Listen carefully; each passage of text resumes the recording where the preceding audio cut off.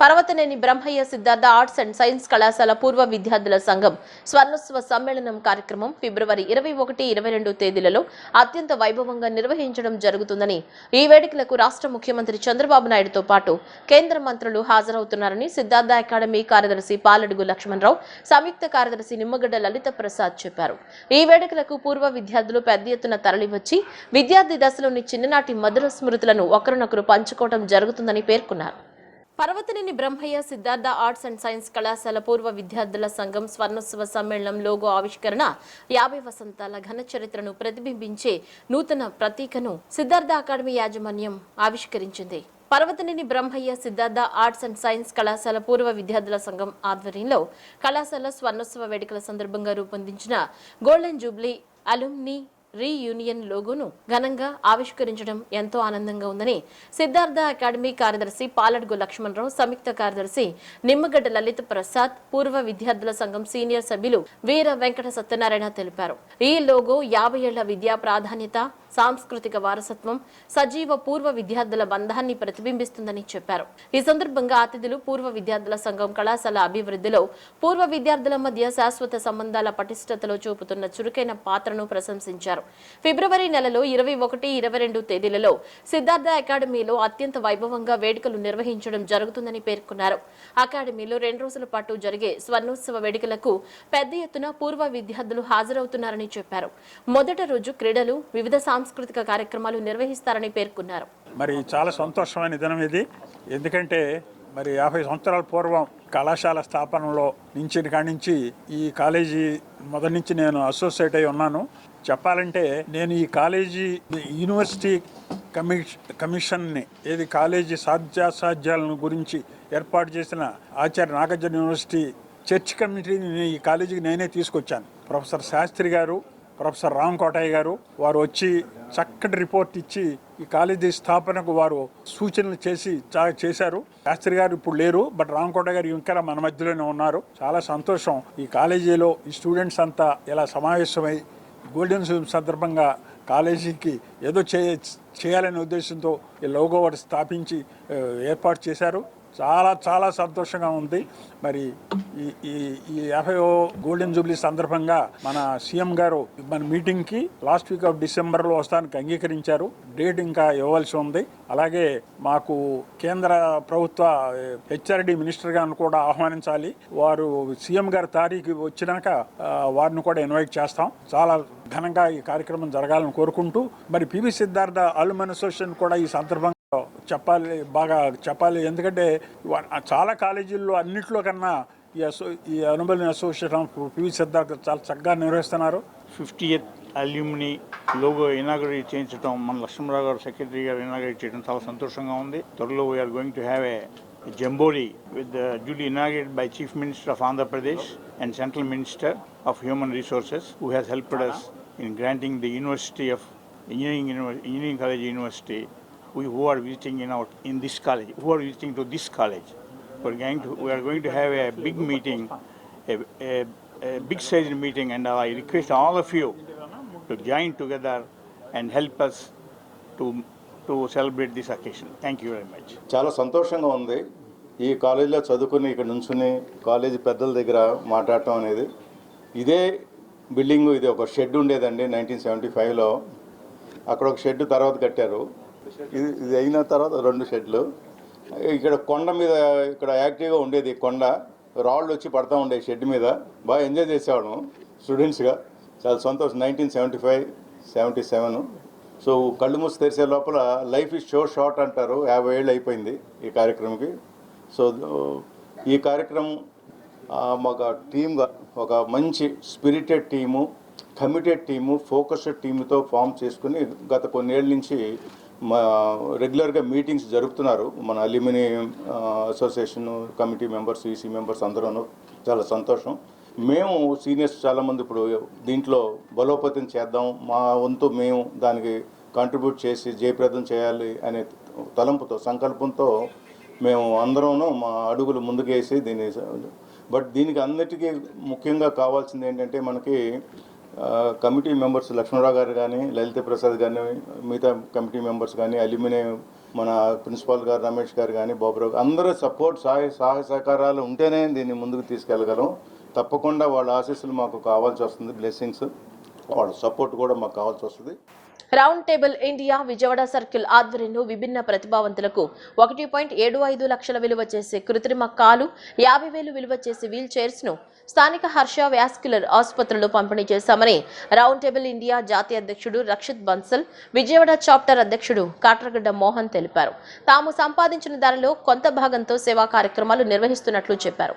దేశవ్యాప్తంగా తమ సర్కిల్ ద్వారా అనేక సామాజిక సేవా కార్యక్రమాలు నిర్వహిస్తున్నట్లు తెలిపారు. Round table India Vijayawada circle ఆధ్వర్యంలో విభిన్న ప్రతిభావంతులకు 1.75 లక్షల విలువ చేసే కృత్రిమ కాలు, 50,000 విలువ చేసే వీల్ చైర్స్ ను స్థానిక హర్ష వాస్క్యులర్ ఆసుపత్రిలో అందజేశారు. రౌండ్ టేబుల్ ఇండియా జాతీయ అధ్యక్షుడు రక్షిత్ బన్సల్, విజయవాడ చాప్టర్ అధ్యక్షుడు Mohan, ladies circle chairperson Alekhya, doctor Harsha తదితరులు వీటిని లబ్ధిదారులకు అందజేశారు. ఈ సందర్భంగా రౌండ్ టేబుల్ ఇండియా జాతీయ అధ్యక్షుడు రక్షిత్ బన్సల్, విజయవాడ చాప్టర్ అధ్యక్షుడు మోహన్ మాట్లాడుతూ రౌండ్ టేబుల్ ఇండియా సమాజాభివృద్ధిలో తమ వంతు కృషి చేస్తోందన్నారు. పాఠశాలల్లో విద్యార్థులకు టాయిలెట్స్, అదనపు తరగతి గదుల నిర్మాణం చేపడుతున్నామన్నారు. 60 ఏళ్ల చరిత్ర గల తమ సర్కిల్ ఆధ్వర్యంలో దేశవ్యాప్తంగా 7,000 తరగతి గదులను నిర్మించి ఇచ్చామన్నారు. ఒక మహిళకు కృత్రిమ కారును డాక్టర్ హర్ష సహకారంతో అందజేశామన్నారు. మరో 5 విభిన్న ప్రతిభావంతులకు వీల్ చైర్లు పంపిణీ చేశామన్నారు. తాము సంపాదించిన దానిలో కొంత భాగంతో సేవా కార్యక్రమాలు నిర్వహిస్తున్నట్లు చెప్పారు. పండిట్ నెహ్రూ బస్ స్టేషన్లో పిల్లలకు పాలిచ్చే తల్లుల కోసం ఫీడింగ్ రూమ్ ను ఏర్పాటు చేసినట్లు వారు వివరించారు. ఈ కార్యక్రమంలో గ్రౌండ్ టేబుల్ ఇండియా ప్రతినిధులు దీపా శర్మ, డాక్టర్ హర్ష పాల్గొన్నారు. మీ రౌండ్ టేబుల్ ఇండియా అనే సంస్థ ఆల్ ఇండియా వ్యవస్థది. మేము పిల్లలకి స్కూల్స్ కడతాం, అలాగే మెడికల్ క్యాంప్స్ చేయటం, ఇలాగా వీల్ చైర్స్, ప్రాస్థెటిక్ లింబ్స్ కావాల్సిన వాళ్ళకి డొనేట్ చేయటం. అలాగే మనం ఈ సంవత్సరం వరకు ఆల్రెడీ ఒక 4,000 మంది బెనిఫిషరీస్కి మెడికల్ క్యాంపులు చేయటం జరిగిందండి. ఇలాగే సంవత్సరం పొడుగునా ఇప్పుడు మా కమ్యూనిటీలో ఉన్న బిజినెస్ పీపుల్ అందరూ సంపాదించే ₹1 10 పైసలు అనేది తిరిగి కమ్యూనిటీకి ఇవ్వాలి, మన సర్వీస్ అనేది చేయాలి. సంపాదన పక్కన ఉన్నా కూడా వాళ్ళ ఒక ఆనందం అనేది పంచడంలోనే ఉంటుందని గ్రహించిన వ్యవస్థ మెంబర్స్ అందరం. సో ఇలా అందరూ ముందుకొచ్చి దాతలందరూ డొనేట్ చేసి కాళ్ళు లేని వాళ్ళు కాళ్ళు ఇవ్వటం, వీల్ చైర్స్ ఇవ్వటం. అలాగే వాళ్ళు పొద్దునే చూసాం బస్ స్టాండ్లో ఇబ్బందిగా ఉందని తెలిస్తే లేడీస్ తరఫున ఫీడింగ్ రూమ్స్ పెడతాం. ఇలాగ చాలా మంచి కార్యక్రమాలు అందరూ కాకుండా ఇప్పుడు 6 క్లాస్ రూమ్స్ కడుతున్నామండి. మళ్ళీ కోదాడలో కూడా ఈ సంవత్సరం ఆడపిల్లలు 200 మంది ఆడపిల్లలు ఉన్న దానికి ఒక క్లాస్ రూమ్ ఉన్న దానికి 6 క్లాస్ రూములు కట్టి వాళ్ళకి బాత్రూమ్స్ కట్టి వాళ్ళకి ఫెసిలిటీస్ కలగజేయడం జరుగుతుంది. ఇలాగా ఈ ఒక అసోసియేషన్ అందరి సహకారంతో, అందరి తోడ్పాటుతో ఇలా మంచి కార్యక్రమాలు కంటిన్యూ చేస్తూనే ఉంటాము. ఇవన్నీ ఈ విధంగా మీడియా తరఫున అందరికీ తెలుపుతాం. Round Table India is a 65-year-old youth-led organization present in over 140 cities across the country, and we have over 5,000 active members. The mission of our Round Table India is to work towards the upliftment of the community of the lesser privileged. A lot of activities are done across the country by Round Table India members, like limb donation and you see wheelchair donation that has been done today. And our long-term project is Freedom Through Education, where we provide access to government schools for classroom infrastructure wherever there are less number of classrooms and more number of children. And I'm proud to say that we've made more than 10,000 classrooms till date in the last 27 years.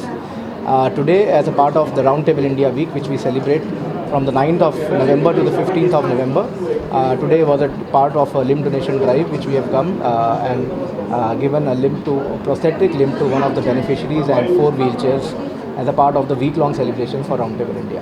YCP నాయకులు కార్యకర్తలపై అక్రమ కేసులు పెట్టడం ద్వారా medical కాలేజీల ప్రైవేటీకరణకు వ్యతిరేకంగా తమ party చేస్తున్న ప్రజా ఉద్యమాన్ని ఆపలేరని బాపట్ల జిల్లా మాజీ మంత్రి మేరుగ నాగార్జున ప్రభుత్వాన్ని హెచ్చరించారు.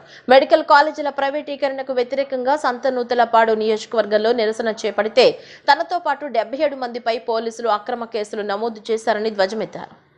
పేదవారికి ఉచితంగా అందాల్సిన వైద్య విద్య అందని ద్రాక్షగా మార్చొద్దని నినదిస్తూ చంద్రబాబుకి కనువిప్పు కలిగేలా శాంతియుతంగా నిరసన ప్రదర్శన చేస్తేనే ఈ ప్రభుత్వం తట్టుకోలేకపోయిందని చెప్పారు. నిరసన తెలిపే హక్కును ఈ ప్రభుత్వం కాలరాస్తోందన్నారు. తమపై ఎందుకు కేసులు పెట్టారో ప్రభుత్వం సమాధానం చెప్పాలని మేరుగ నాగార్జున డిమాండ్ చేశారు. ప్రైవేటు పరం చేయాలని ఒక ఆలోచనతో పీపీపీ మోడల్లో అప్పడంగా మెడికల్ కాలేజీలను అమ్ముకోవాలని ఒక ఆలోచనతో ముందుకెళ్తున్న తరుణంలో ఇది రాష్ట్ర ప్రజలకు, పేద ప్రజలకు విద్య, వైద్యం అనేది ఒక గొప్ప ప్రయారిటీగా తీసుకొని జగన్మోహన్ రెడ్డి గారు ఈ కార్యక్రమాన్ని తీసుకొని వస్తే వాటిని ప్రైవేటు పరం చేయటంలో చంద్రబాబు ముందున్నాడు కాబట్టి వాటిని వ్యతిరేకిస్తూ రాష్ట్ర వ్యాప్తంగా 1,000,000 సంతకాల కార్యక్రమాన్ని ఒక ప్రక్క జరుపుతూనే రెండవ ప్రక్క నిన్న నియోజకవర్గ హెడ్ క్వార్టర్స్లో ప్రజానీకం, పార్టీ కార్యకర్తలు, వివిధ పార్టీల్లో ఉన్నటువంటి రాజకీయ నాయకులు కథం తొక్కి చంద్రబాబుకి కనువిప్పు కలిగే విధంగా, నువ్వు చేస్తున్నటువంటి ఆలోచన తప్పు అని చెప్పే విధంగా రాష్ట్ర వ్యాప్తంగా అన్ని నియోజకవర్గాల్లో బ్రహ్మాండం వంటి ర్యాలీలు జరిగితే కన్ను కుట్టి బేజారెత్తి ఒక పక్కా పథకం ప్రకారం నియోజకవర్గాల్లో కేసులు పెడతా ఉంటే, నాయకుల్ని ఏరేరి కేసులు పెట్టిస్తూ ఉంటే, అంటే వైఎస్ఆర్ కాంగ్రెస్ పార్టీ శ్రేణులను భయపెట్టాలనో, వైఎస్ఆర్ కాంగ్రెస్ పార్టీ శ్రేణులు భయపడతాయేనో మీరు కేసులు పెడుతున్నటువంటి తీరు రాష్ట్ర ప్రజలు కళ్ళు లేని కబోజీలు కాదు, చూస్తూ ఉన్నారు. కేసు పెట్టినంత మాత్రాన, ఉదాహరణకి నా నియోజకవర్గం మాకు దమ్మున్నటువంటి నాయకుడి దగ్గర పనిచేస్తూ ఉన్నాం, ఇంతింత ఒట్టుడింత అనే విధంగా ఇంకా పనిచేస్తాం. మేము అడుగుతా ఉన్నాం, పేదవారికి రావాల్సిన వైద్యం, పేదవారికి అందాల్సినటువంటి వైద్యం, పేదవారికి రావాల్సినటువంటి విద్య, వీటిని ఒక గొప్ప ఆలోచనతో జగన్మోహన్ రెడ్డి గారు ఈ రాష్ట్రంలో మెడికల్ కాలేజీలను తెస్తే మీరు అమ్మకాలకు పెడితే మేము చూస్తూ ఊరుకుంటామని అడుగుతా ఉన్నాం. నిన్నటితో అన్న కనువిప్పు రాదా మీకు అని అడుగుతా ఉన్నాం. మీరు కేసులు పెట్టినంత వరకు ఉద్యమాలను ఆపుతామనుకుంటా ఉన్నారా అని అడుగుతా ఉన్నాం. దయచేసి మీరు కేసులు పెడితే వైఎస్ఆర్ కాంగ్రెస్ పార్టీలో ఉన్న ఏ కార్యకర్త కించిత్ కూడా ఆలోచించదు, ఇంకా ఎగబడి పనిచేస్తుంది. రాష్ట్రంలో మెడికల్ కాలేజీలను ప్రైవేటు పరం కాకుండా చూసటంలో ముందు వరుసలో ఉంటుందని కూడా మీకు తెలియపరుస్తా ఉన్నా. విద్యుత్ సవరణ బిల్లుపై రాష్ట్ర ప్రభుత్వం మౌనం వహించడం విద్యుత్ పంపిణీ వ్యవస్థను ప్రైవేటీకరించడానికి అంగీకరించడమే అవుతుందని విద్యుత్ వినియోగదారుల ఐక్యవేదిక కన్వీనర్ ఎంవి ఆంజనేయులు అన్నారు. కేబినెట్ సమావేశంలో సైతం ఈ అంశంపై చర్చించకపోవడం శోచనీయమన్నారు. ప్రైవేటీకరణకు రాష్ట్ర ప్రభుత్వం సానుకూలంగా ఉందనే అనుమానాలు వ్యక్తమవుతున్నాయన్నారు. పంపిణీ వ్యవస్థను ప్రైవేటీకరిస్తే ఇప్పటికే భారంగా మారిన విద్యుత్ ఛార్జీలు మరింత పెనుభారమయ్యే ప్రమాదం ఉందని ఆయన ఆందోళన వ్యక్తం చేశారు. పంపిణీ వ్యవస్థను ప్రైవేటీకరిస్తే ఇప్పటికే భారంగా మారిన విద్యుత్ ఛార్జీలు మరింత పెనుభారమయ్యే ప్రమాదం ఉందని ఆయన ఆందోళన వ్యక్తం చేశారు. వ్యవసాయ, పారిశ్రామిక రంగాలతో పాటు ప్రజలపైన తీవ్ర ప్రభావం చూపే అవకాశం ఉందన్నారు. ఇప్పటికైనా ప్రభుత్వం ఈ బిల్లుపై తన అభిప్రాయాన్ని స్పష్టంగా బహిర్గతం చేయాలని విద్యుత్ వినియోగదారుల ఐక్యవేదిక పక్షాన కోరుతున్నామన్నారు. ముసాయిదాని కేంద్ర ప్రభుత్వం విడుదల చేసి నెల రోజులు దాటిపోయింది. వాళ్ళు నెల రోజుల్లోపు మీ కామెంట్ తెలియజేయండి అని చెప్పని రాష్ట్ర ప్రభుత్వానికి ఇచ్చారు. కానీ రాష్ట్ర ప్రభుత్వం ఇంతవరకు కూడా దాని మీద ఎటువంటి ప్రకటన చేయలేదు, ఎటువంటి నిర్ణయము తీసుకొని దాన్ని కేంద్ర ప్రభుత్వానికి చెప్పినటువంటి దాఖలాలు కూడా ఏమీ లేవు. అదేవిధంగా నిన్న కేబినెట్ సమావేశం జరిగింది 10వ తారీఖున. కేబినెట్ సమావేశంలో ఇతర అంశాలు చర్చించారు కానీ ఈ అంశం మీద చర్చ అనేటువంటిది నడవల. ఇది చాలా దారుణమైనటువంటి విషయం. ఎందుకంటే ఇది విద్యుత్ ప్రైవేటీకరణకు సంబంధించినటువంటి బిల్లు. మొత్తం ప్రైవేటీకరణ అయితే రాష్ట్రం మొత్తం కూడా తీవ్రంగా దెబ్బతినిపోయేటువంటి పరిస్థితి. వ్యవసాయం దెబ్బతింటాయి, పరిశ్రమలు దెబ్బతింటారు, తర్వాత ఇండివిజువల్ గృహాలకు ఇచ్చేటువంటి వీటిని కూడా దెబ్బతినిపోయేటువంటి పరిస్థితి వస్తుంది. ఇట్లా ఇవన్నీ కూడా ఉంటాయి. కాబట్టి వీటన్నిటినీ దృష్టిలో పెట్టుకొని రాష్ట్ర ప్రభుత్వం సరైనటువంటి నిర్ణయం తీసుకోవాలి. అటువంటి నిర్ణయం తీసుకోవాలని మేము డిమాండ్ చేస్తున్నాం. రెండో విషయం ఏంటంటే కేంద్ర ప్రభుత్వమే అసలు అన్డెమోక్రాటిక్గా ప్రవర్తించింది. వాళ్ళు ఇది ఉమ్మడి జాబితాలో ఉన్నటువంటి అంశం, ఇది ఈ విద్యుత్ అనేది. దాని మీద ఏదైనా నిర్ణయం తీసుకునేటప్పుడు రాష్ట్రాలను ఒపీనియన్ అడగాలి. ఒపీనియన్ బదులు వీళ్ళు కామెంట్ చేయమన్నారు. అంటే ఒక ఫెడరల్ వ్యవస్థని వాళ్ళు ఒక చిన్నచూపు చూసేటువంటి పరిస్థితిలో వాళ్ళు చేశారు. కానీ రాష్ట్రానికి ఉన్నటువంటి ఫెడరల్ హక్కును రక్షించుకోవాల్సిన బాధ్యత కూడా ఇప్పుడు రాష్ట్ర ప్రభుత్వం మీద ఉంది. మరి రాష్ట్ర ప్రభుత్వం కూడా దీన్ని కనీసం క్యాబినెట్లో పెట్టైనా, లేదు అవసరమైతే ఒక ప్రత్యేకంగా అసెంబ్లీ సమావేశం జరిపోయినా వీళ్ళు ఒక నిర్ణయం తీసుకొని దాని మీద ఒపీనియన్ పంపడం ద్వారా ఏమవుతుందంటే, మీరు చేయకపోయినా మా ఫెడరల్ హక్కును మేము రక్షించుకున్నామని చెప్పని సెంట్రల్ గవర్నమెంట్కి స్పష్టంగా చెప్పడం కూడా అవుతుంది. కాబట్టి అది కూడా చేయట్లా. అసలు దీని మీద ఇంతమంది దెబ్బతినిపోయేటువంటి పరిస్థితి ఉంటే ఈ బిల్లు వల్ల దాని మీద ఏ ఒపీనియన్ చెప్పకుండా ఉండటమంటే నువ్వు కూడా దాన్ని ఆమోదిస్తున్నావు అనేటువంటి అభిప్రాయం కలుగుతుంది. ఒక పక్కేమో విజయానంద్ గారు అందరికీ స్మార్ట్ మీటర్లు పెట్టేయండి అని చెప్పని, స్పీడ్ చేయండి అని చెప్పని ఆయన ఆదేశాలు జారీ చేశాడు. వీళ్ళేమో ఇష్టారాజ్యంగా పెట్టడానికి ప్రయత్నం చేస్తున్నాడు, నువ్వేమో దాని మీద ఒపీనియన్ చెప్పు. అంటే మొత్తంగా చూసినప్పుడు ఇది ప్రైవేటీకరణకి మీరు ఆమోదిస్తున్నారు అనేటువంటి అభిప్రాయం ప్రజల్లో కలుగుతుంది. బులెటిన్ ముగించే ముందు హెడ్లైన్స్ మరోసారి.